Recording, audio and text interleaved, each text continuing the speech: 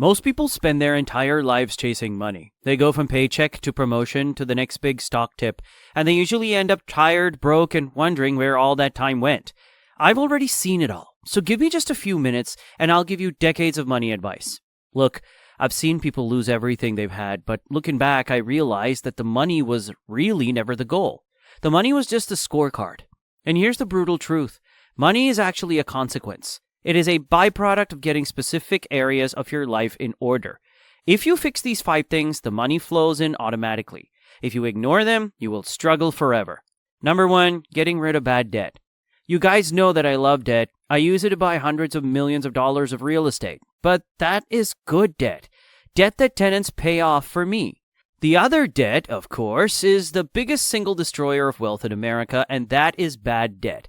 And it's currently somewhere between 20 and 30%.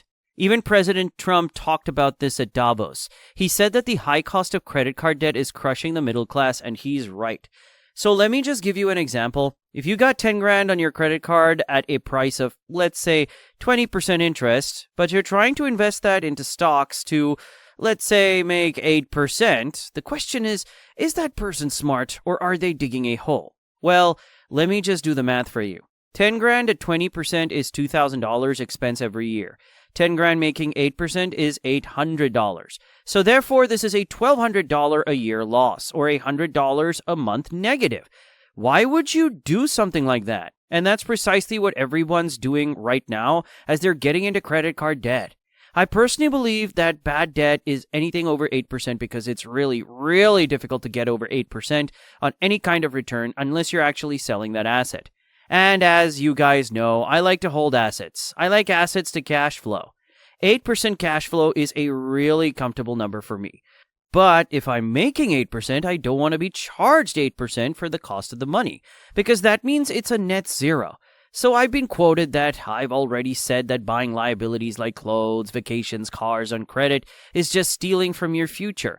And people want or often want to know, what do I mean by that? And here's what I mean. I believe that passive income should pay for those things, not a W-2 job. Because passive income, it doesn't really matter. It's going to come in each and every month. As you know, if that passive income is paid off by somebody else, then all you gotta do is keep the property full. So if you buy a liability on credit, you're actually stealing from your future. And for sure, you cannot out-invest a 20% interest rate. The high end for me is 8. And of course, there's freedom from not having any consumer payments. So the very first step that I always tell everybody is pay off all your bad debt. Number 2, now that the bad debt is gone, you need an engine. You need something that makes money while you sleep. For me, that has always been real estate, but it doesn't have to be real estate. But I love real estate because why? You're using other people's money and more importantly, somebody else pays it off for you. And as you guys know, most real estate is not flashy. This, for me, is about control. So in my 40 years, I've invested in gold mines, I've invested in oil wells, I've invested in stocks, and I haven't done great on all of those. And even when I did, when I cashed out and took the money, then I ended up paying tax, and I had to put it right back in, and I lost it again. So for me, real estate's always been the greatest thing because somebody else pays it off. So when I tell people that you want to be the captain of your ship and not a passenger, this is exactly what I mean. So when you're buying crypto or a stock, you're really just a passenger. But when you buy real estate using other people's money and have somebody else pay it off for you, you are in the best control possible. One of the questions I get is around this appreciation trap. So what happens to an investor who buys a house just hoping the price goes up next year? And here's the problem with that strategy. It really just is gambling.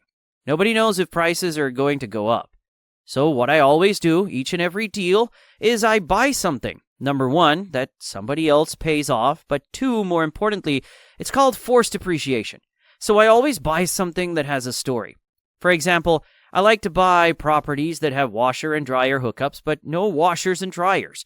So simply by buying washers and dryers and putting them in the units, I'm able to get $50, $75, even $100 a month, depending on the market. All in cash flow each and every month to pay off those washers and dryers. But what it really does is it forces appreciation on that particular asset, because now what I've done is I've grown the net operating income as a result of the purchase of those washers and dryers that now fall directly to the bottom line. Now, contrast that with a cash flow investor, and why is cash flow the only thing that keeps you safe during market crashes? And now a word from our paid sponsor, PadSplit. Look, if you've been trying to make single-family rentals pencil out in this market, you already know that the math can be tight. With high rates, properties that would have cash flowed 5 years ago now often break even at best. So what do? You wait on the sidelines and miss out, or maybe you find a better model. That's why I want to talk about today's sponsor, PadSplit. Here's an example of the math in some markets. A 4-bedroom renting for $2,700 as a traditional rental may be able to gross over $6,000 a month in a co-living setup through PadSplit, depending on location, occupancy, and costs. The same house can potentially more than double the gross revenue in the right market. And before you think, that sounds like a headache, PadSplit helps with member screening and rent collection while still allowing you to operate the property and make management decisions. This is one strategy investors use to try to make deals work when traditional rentals don't pencil.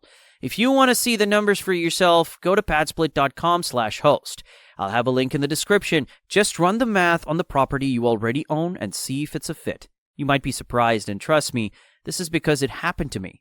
I bought in 2005, 2006, Austin, Texas, and it crashed soon after as part of the GFC. Just like everything else, the great financial crisis. What saved my butt were my renters. You see, during market crashes, what happens? Single families get wiped out, but then they move into rentals. So believe it or not, during real estate crashes, people move into rental housing. And that's good if you're in rental housing. So what happened during the GFC, the 2008 crash? Well, it's that my tenants saved my butt during that period of time, and just by managing the property well for the next 3 or 4 years, then Austin came back around. And then it was hotter than ever. Not very long after that, you see, when you buy stocks, you're a passenger, but when you buy real estate, you are the captain. Do not fall into the mistake of buying for appreciation. I always say cash flow over capital gain. The safety will always be in the cash flow, because that, my friends, is what's going to pay your mortgage and all your bills, and hopefully the return to you on the original investment that you put in it. Number 3, now this is the mental health and mindset piece. Now, you cannot build a $1 million portfolio on a $1 mindset, and I tell you, I have family members that won't spend a nickel on anything, and they just think real estate is risk averse. Now, fixing your mindset is not just about feeling good, it's about resilience. I can tell you that investing can get emotional, but when the market tanks, your brain screams sell. When the market is hot, your brain screams buy. But both are typically wrong. And the reason that people get caught up in the wealth manager and the financial planners and all that kind of stuff is because they're actually not investing. What they've done is they've given their money to somebody else, and somebody else is doing it for them, even though it's their money because they personally didn't do it. There's some reason that they're just better off with that. It makes completely no sense to me. So let me just go back to the specific crash. Like in 2008, when everyone around me was panicking and selling, and banks were taking on real estate. It was crazy. Like, here's what I was doing differently.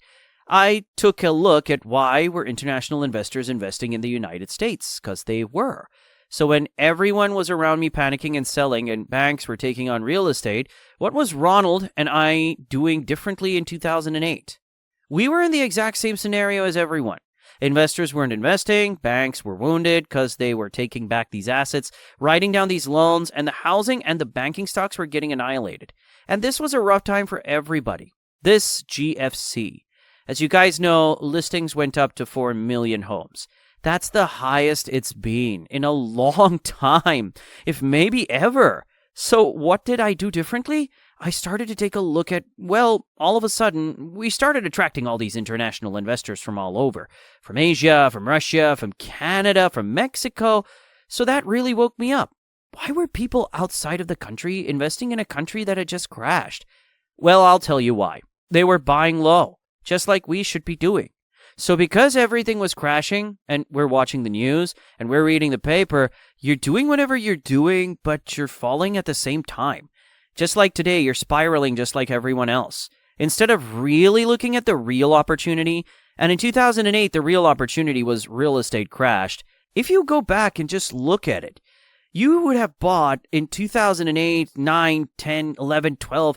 The answer should have been yes. A lot of people lost money during that period. I get that. But really what happened, there was a massive repricing, and that was an opportunity to load up on real estate. The problem was everybody in the US was watching the same stuff. I went outside of the US and partnered with a Canadian firm, and we started raising money in Canada through what was called the retirement savings plans. We ended up buying a whole bunch of apartments in Texas and Arizona with Canadian funds. So just like today, when things are crashing, just pay attention to the cycles, because cycles change, but people forget. While today is very different than 2008, the fundamentals and the predictions are still the same. I've managed real estate through every cycle since the 80s. And now I have over 10,000 units and $2 billion in a portfolio. What's coming in 2026? It's going to create millionaires and wipe people out. Which side you're on depends on what you do in the next 12 months. I'm doing a free masterclass that breaks down exactly what I'm doing to protect and grow my portfolio right now. Just click on the link below. So when I invested in 2008, it was not emotional. It was structural. It was predictable, and it was just part of the cycle. That one decision, while looking at the market differently, while everyone was crying over spilt milk, I looked at it as an opportunity of a lifetime, and it absolutely, positively was. People oftentimes ask me about fear. I've been known to say that fear is the biggest destroyer of wealth. But here's really what I mean. How does an emotional investor actually lose money? What I learned is this. It's not courage or seminar or even a video like this that should make you buy real estate. What should make you buy real estate is education. And the more education you have, the more wisdom. And the team you have around you, you actually reduce your fear. You're actually buying based on a market cycle, prediction, and a structural shift that's happening right now. When people talk about fear, almost always, I know it's typically a first-time real estate investor, and the issue is simply education. When you can increase your understanding of what it is you're doing, your fear goes down naturally, and that's all that happens with an experienced real estate investor. They really understand what's going on, so they don't really look at any type of a crash as fear-based.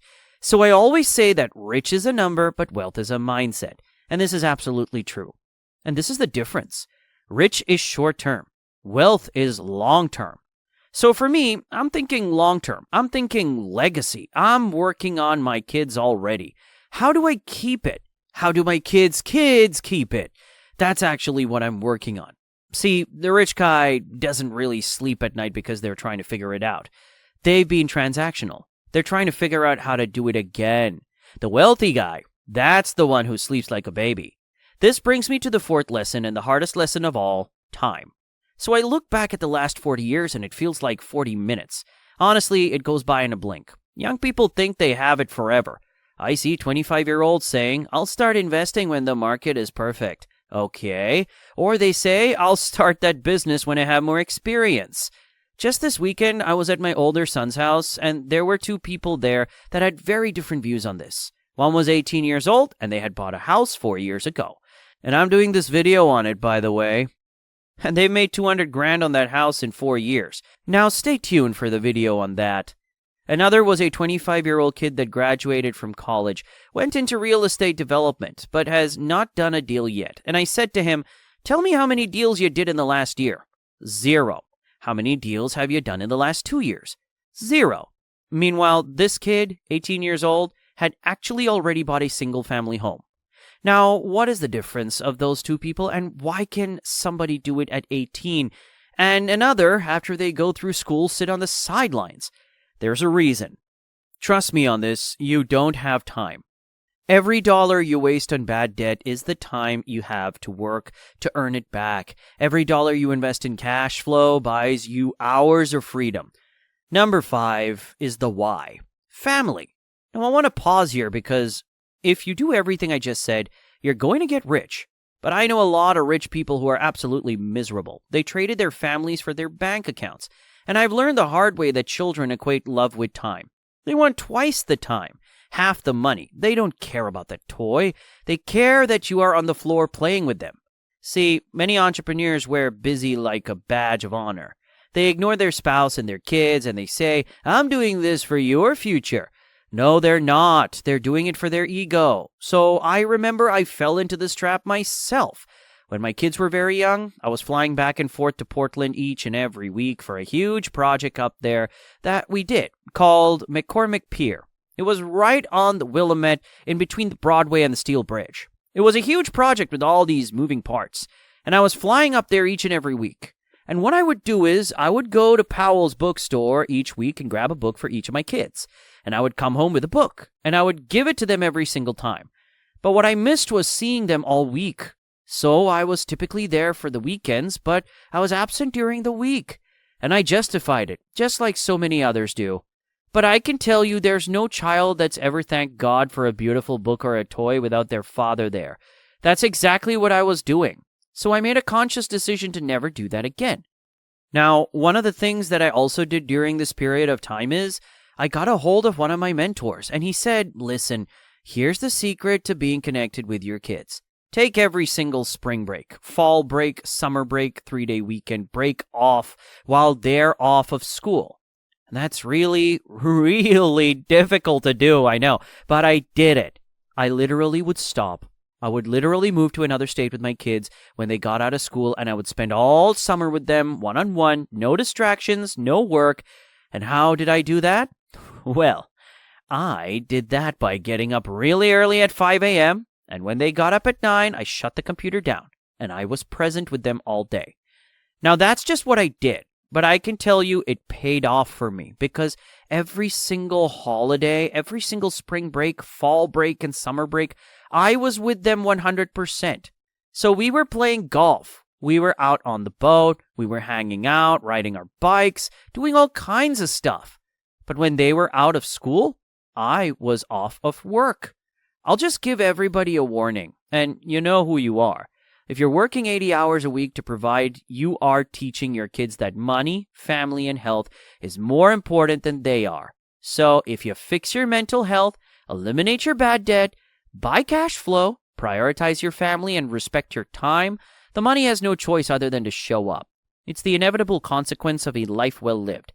So take this advice, please, and check this next video out.